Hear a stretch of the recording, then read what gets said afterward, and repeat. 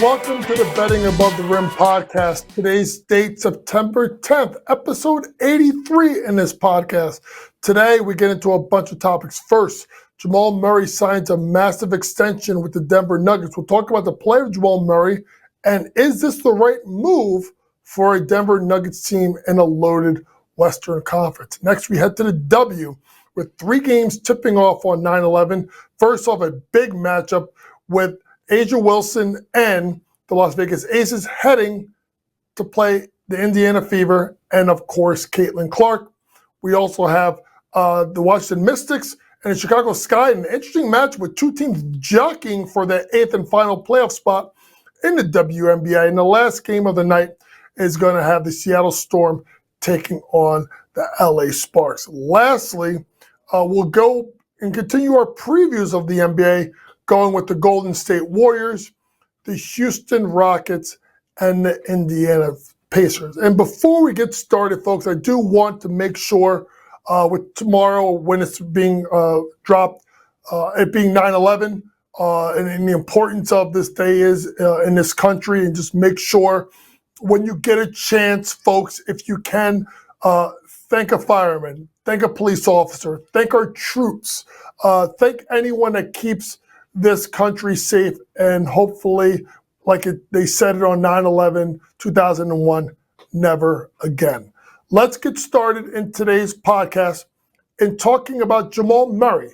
Jamal Murray signed a 4-year, $208 million extension with the Denver Nuggets. And it's interesting, folks, because I feel like when we get to these points, it's almost like these teams have to give these guys the bag, but do they have to give them the full bag? And I think that's the question you have to start to think about here. Jamal Murray is a fantastic talent. This is, we've talked about, and I've talked about it, what we call bubble Murray, right? Jamal Murray in the playoffs, in the bubble years ago. Jamal Murray's play, even in last year's run to an NBA title, but when you start to pull back and look at Jamal Murray's career, this past year in 23-24, folks, he did average 21.2 points per game. That is a career high. He shot 48.1% from the floor. That's a career high. He shot 42.5% from 3. That's a career high. He had 4.1 rebounds, second to only 4.2 in 18-19, right? And his assists at 6.5 were career high. So why do I not sound too enthusiastic about what Jamal Murray got? It's his health. This is a Jamal Murray that only played 48 games in 2021, 65 games in 22-23, and 59 games in 23-24, which means he can't even get a Supermax deal, even if he wanted to, because he doesn't play enough games to qualify. So my concern with Jamal Murray's never been his game.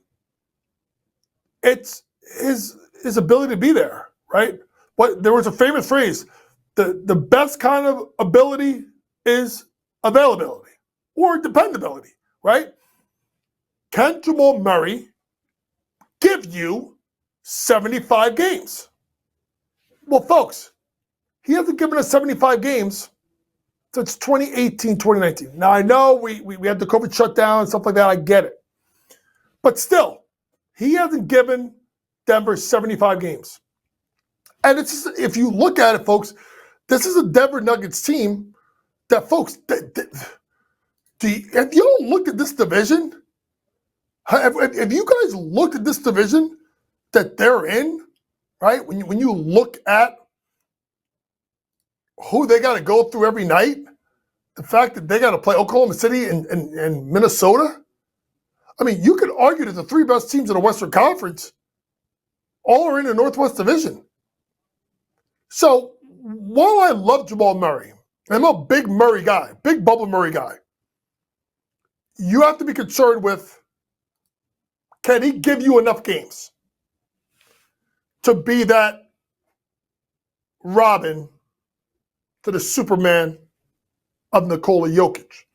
And it brings up a point that I talked about, I do believe it was last week, we talked about Denver, and you look at this team with their depth, with Christian Brown not being the starting two guard, with KCP in Orlando, Bruce Brown left last year, Jeff Green left last year, right?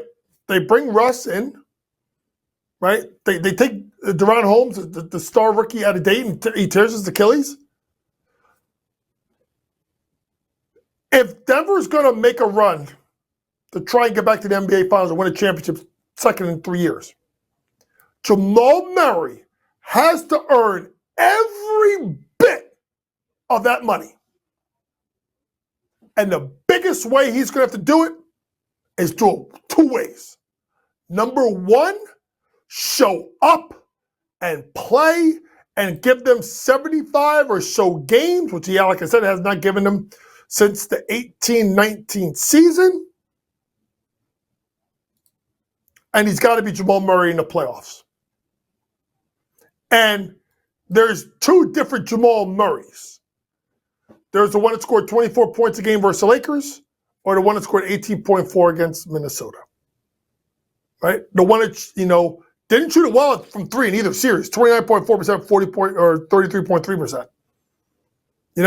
Are we going to get Jamal Murray the game 7, where he had 35 points?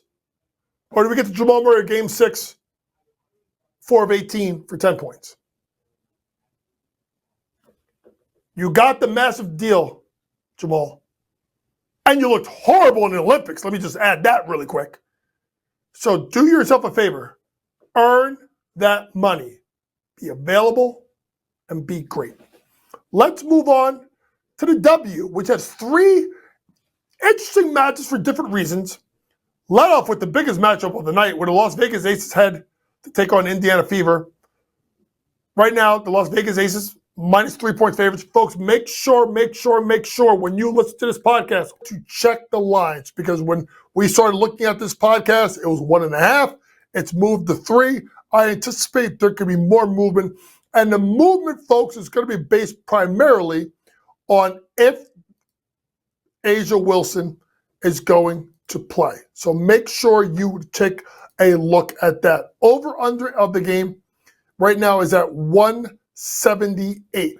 So here's how we're going to do this, folks. Simply put, if Asia's playing, go ahead and take the take the Las Vegas Aces on the money line.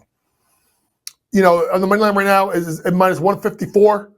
Maybe when you get up, it could be a little bit under. Usually I don't like to go minus 150, but 154, a couple of cents, I'll do it. Because this is a big spot for a Las Vegas Aces team that really, without A'ja Wilson, played relatively well against the New York Liberty, only losing by 4 points. We've talked about this time and time again. It's the play of the others that's going to make this team go.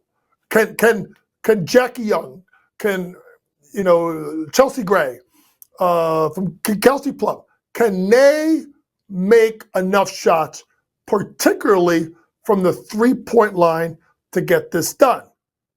Now, if you look at the game, the Liberty did not cover the spread. So you got to look at the fact that, folks, the Vegas Aces have covered their last 5 games in a row.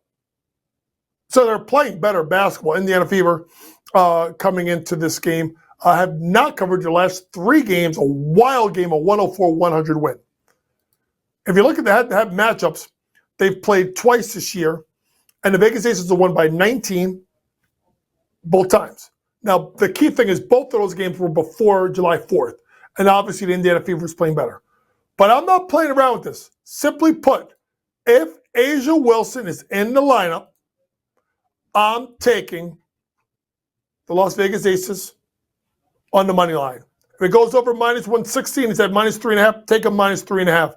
I expect a big performance out of A'ja Wilson in that game. Second game on the docket has the Washington Mystics heading to Chi-Town to take on a Angel-less Chicago Sky. And the Chicago Sky are a 1.5-point favorite at this moment. And when you really think about this game, folks, this game has become is very, very important when it comes to the WNBA and the standings, folks, because you're looking at two teams in the W that are really competing for that last spot. You got to remember, folks, 7 out of the 8 spots are been taken. Chicago's 13 wins, Atlanta 12, Washington 11. So this becomes an extremely important game for a Washington Mystics team that, for the most part, has played a lot better basketball since starting the season 0-12. So when you look at this matchup, I'm going to be honest with you, and I think this is happening. I think this guy may be tanking. And we'll get into that next week when it's the end of the regular season and we start looking how the things kind of shook down. The Washington Mystics, folks, they're 7-1 against the spread their last 8 games. Okay? They're playing good basketball. Chicago, on the flip side, has covered, yes, 3 of the last 4, including that big win over Dallas, 92-77, but Dallas don't play no damn defense. They're another team that's kind of torpedoing, right? So when I look at this game, and you look at the head-to-head matchups, right? Chicago has won 1 game. Last 2 games, 83-81, 74-70 by Washington. So the reason why I'm also liking Washington on the money line to win this game, they have more to play for. If they win, that's a 3-1 series win or regular season series win over Chicago, which now puts them ahead of Chicago in a head-to-head. I want people to understand that. That becomes important because you also have to look at really quickly the Atlanta Dream and their record of 12-23, and you kind of start peeling back, how they've done versus certain teams. Obviously they beat Washington early on in the year, but they are 1-1 against Washington with 2 games left to play. So that's big there. So Washington, folks, even though they're 2 games behind, they control their own fate. I'm going to go on a limb here. I like what Mike Thibault's team has done down the stretch. Give me the Washington Mystics on the money line, plus 108. Third game of the day. Oh, boy. I talked about 3 good games. Maybe it's 2. Seattle Storm minus 10 on the road versus Tariq Hamby and the Los Angeles Sparks. And this is an interesting matchup because when we talk about the WNBA and the draft, could LA be tanking? Because right now I think they have the least amount of wins over 2 years, which gives them, I think, a 42% chance of the number 1 pick. What could be Kiki Arifin or Paige Beckers. We'll talk about that more next week. Seattle, after going through a terrible stretch, covered the last 3 games against the spread. Meanwhile, the Sparks have not covered 3 of the last 4 games. Head-to-head matchups, Seattle won by 17, Seattle won by 6. This is before the tanking, I would say. So to me, I'm going to go ahead and I'm going to take the Seattle Storm. I'm going to take them minus the points. I think this is something that they can get to and go ahead and cover that spread. If you are a little nervous about the spread, and I get it, I get it. Take the Seattle Storm in the first half to go ahead and cover that game because I think you'll see them get off to a good start. The worry and concern you're going to be is obviously the money line. I mean, not the money line, the backdoor cover in the second half would it being a 10-point line.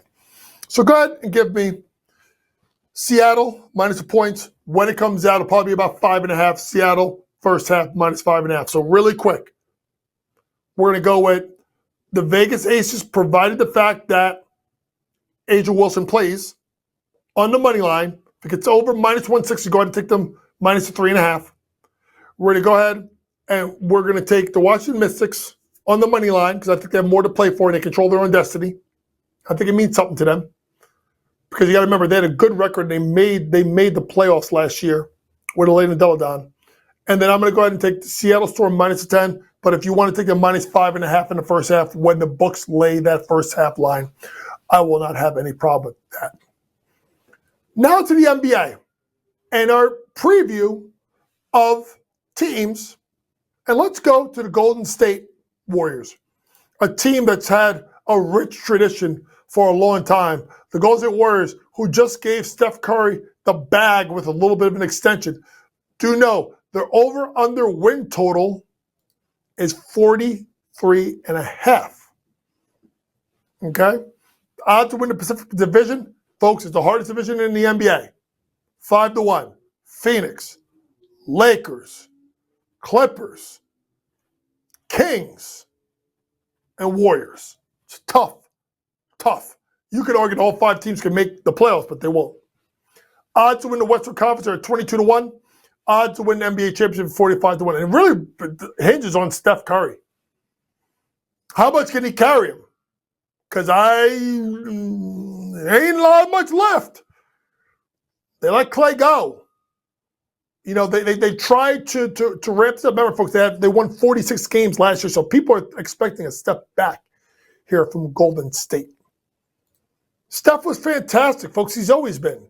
But it's going to be a different era now with Pozinski, who they're really high on.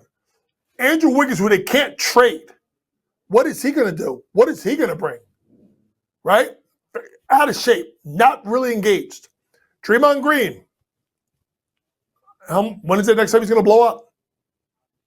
And if they have to do a poor start, does a team take a chance on Draymond and a trade to hope to reinvigorate what he brings to the table? This is a lot. I think you have to look at Trace Jackson Davis possibly at center, or Kevon Looney. We'll see. Jonathan Kuminga was really had a great year last year, kind of exploded. I love to pick up a Kyle Slomo Anderson. And obviously, Bad Buddy Hield, D'Anthony Melton. They've tried to fortify their bench. I give the Golden State credit for that because if you think about Golden State, that's how they made themselves great over the years, right? It was their bench play. It was the Gary Payton IIs. It was the Otto Porters. It was the Damian Lees. It was those guys in that second group that can keep the game even to allow them to get their stars rest. I love Steph Curry.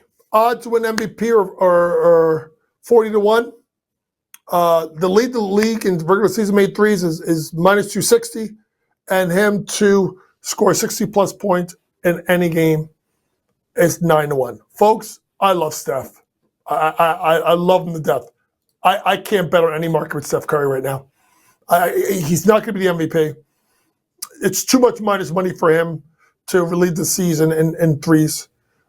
So I can't go there with Steph. And 60-plus points for someone that could score a ton, that's still a lot. I would need a lot more better odds for that. But when you look at this team, where can you find? Is there a spot where you can find value? It's Golden State to make the play-in tournament at +145. I don't think they're a top 16. Personally, like you go through the West, right now. Who is Golden State better than?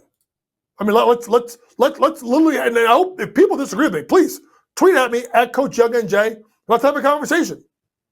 Who are they better than in the West going into this year?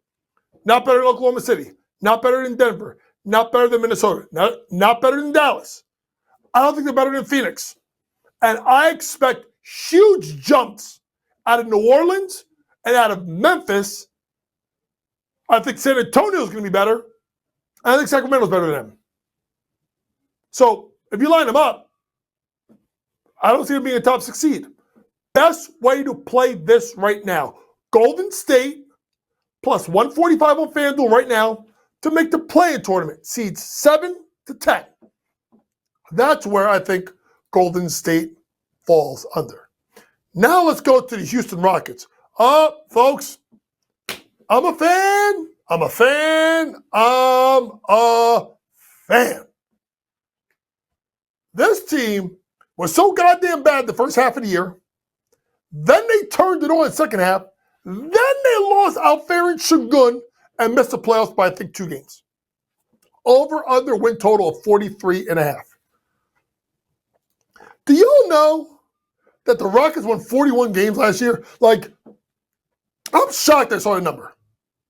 Over 43.5. So win total. Odds to win the Southwest Division, 6-1. Odds to win the Western Conference, 30-1. Odds to win the NBA title, 80-1. We're not even worried about those last 2. Folks, I love this team. I love Ime Udoka.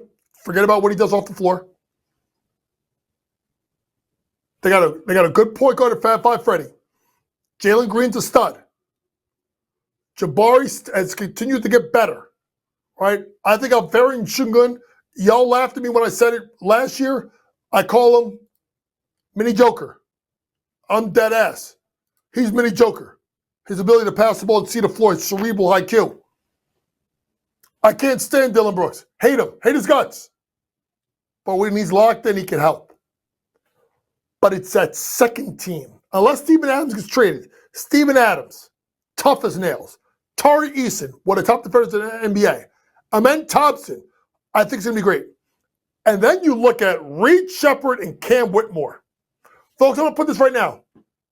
Put a couple bucks on Reed Sheppard to win Rookie of the Year. Because he's going to play minutes. And if Dylan Brooks acts a fool, I could see them going 3-guard alignment late in games to have guys that can create off the bounce. And especially someone who like Reed Sheppard who could shoot the snot out of it. Reed Sheppard doing Rookie of the Year, plays a couple bucks on it, 6-1. And I love this team to go over their win total. I think they're that good. I'm going to take them over their win total of 43.5. I'll give you one better. I will give them a puncher's chance and take them to win the Southwest Division. I truly feel Dallas is going to take a little bit of a step back. And I think it's a 2-team race between New Orleans and the Rockets. So you'll know what I'm doing when we get to New Orleans. But take a little piece on them to win the Southwest Division at 6-1. Let's end today's podcast by talking about the Indiana Pacers. Indiana Pacers team that had a great regular season last year, 47-35. Obviously, you know that they made it all the way. It was the in-season tournament, now known as the NBA Cup. This year, obviously, they made it all the way, knocking out the Knicks in 7 games and making it all the way to the Eastern Conference Finals. Odds right now, over under 47.5 wins. Odds to win the Central, 3.5-1. Odds to win Eastern Conference, 20-1. Odds to win the NBA Finals, 50-1. And when you look at this team and you look at that division, okay? I don't think they're winning the division. In fact, I think they're going under their regular season win total. I think Milwaukee will get to them. But you know how I feel about Cleveland. And I just got a feeling, at least early on in the year, Detroit's going to be better than people think. So to me, I like Indiana to go under their win total. And if you look at the standings, conference-wide, they were the 6th seed at 47 wins. So I think a play for you to do is Indiana Pacers, ready? Plus 145 to make the in-season tournament. I don't think they're better than Boston. I don't think they're better than Cleveland. I don't think they're better than Philadelphia. I don't think they're better than the Knicks. So if you talk about Boston, New York, Cleveland, Philadelphia, I think Orlando's going to be really, really good again. That's 5. So now I'm betting on, can I get a 16? Probably Milwaukee will sneak their way in, or Miami will come out of nowhere because it's that Heat culture. Plus 145 for them to make the play-in tournament in the Indiana Pacers. In regards to Tyrese Haliburton, great season, 25-1 to get, 10 to 1 if he got 25 or more assists in the game. Regular season leader at plus 160. Simply put, just do it. Tyrese Haliburton to lead the NBA in regular season assists at plus 160. He averaged 10.9 assists per game. He led it by over 1. Okay? If you look at the guys underneath him, Luka, not gonna get up there.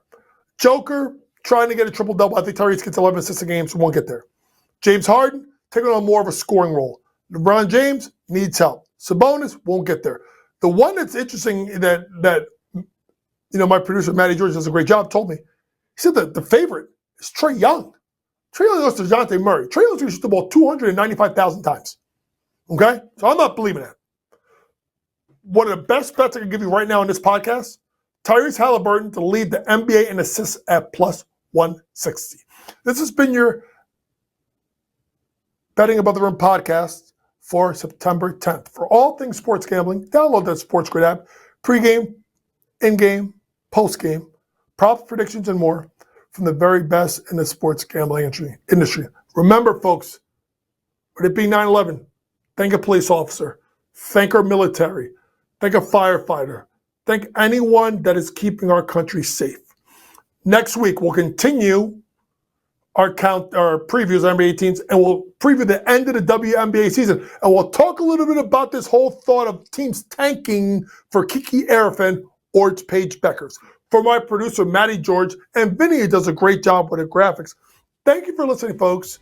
Remember, it's smarter to be on Sports Grid. Good night.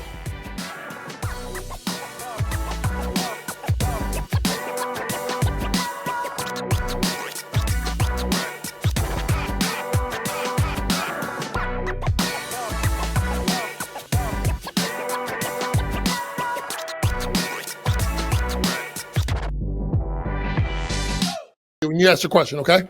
So I got to go pick up Julie.